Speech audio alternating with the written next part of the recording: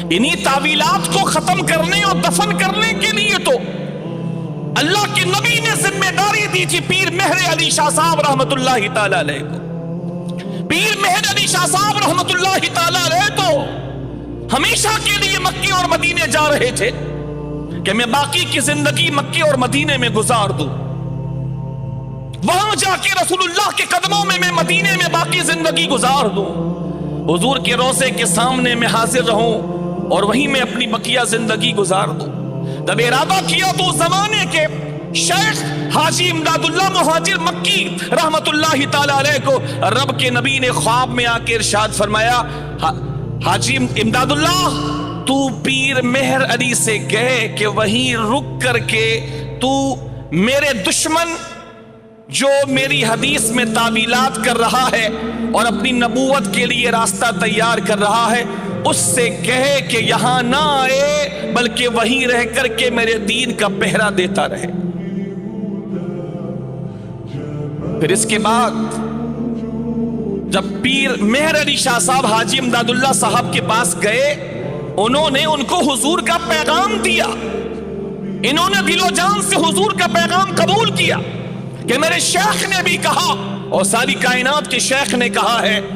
کہ میرے دین کا پہرا دیا جائے، اور میرے ختم نبوت پر لوگ ڈاکہ لگانے کی کوشش کر رہے ہیں۔ لیکن اس کے بعد اللہ کے نبی نے ان کے ذریعے پیغام دینے کے ساتھ ساتھ خود پیر مہر علی سرکار کے خواب میں آ کے رب کے نبی نے ارشاد فرمایا، مہر علی وہ مرزا میری حدیثوں کی غلط تعویلات کر رہا ہے، اور میری حدیث جس میں میں نے کہا کہ میں آخری نبی ہوں، وہ میری حدیث کو تعویلات کی کینچی سے کاٹ رہا ہے، منمانیاں کر رہا ہے، اور تم اس کو جواب نہیں دے رہے، تم مرزا کو جواب نہیں دے رہے۔ سبحان اللہ العظیم، کائنات میں تو کئی حضور کے غلام موجود ہیں، لیکن قربان اس غلام پر جسے آقا خود اپنے کام کے لیے پسند فرمائے۔ پیر مہر علی شاہ صاحب کا انتخاب اللہ کے رسول نے خود کیا، یہ تو جا رہے تھے ہمیشہ کے لیے مدینے رہنے، لیکن جس میں محبوب راضی، سچی محبت کرنے والے اسی میں راضی ہوتے ہیں۔ یہ تو ہمیشہ کے لیے حضور کے قدموں میں حاضری کے لیے جا رہے تھے، لیکن حضور نے فرمایا کہ تم وہیں رہ کر مرزا کو جواب دو،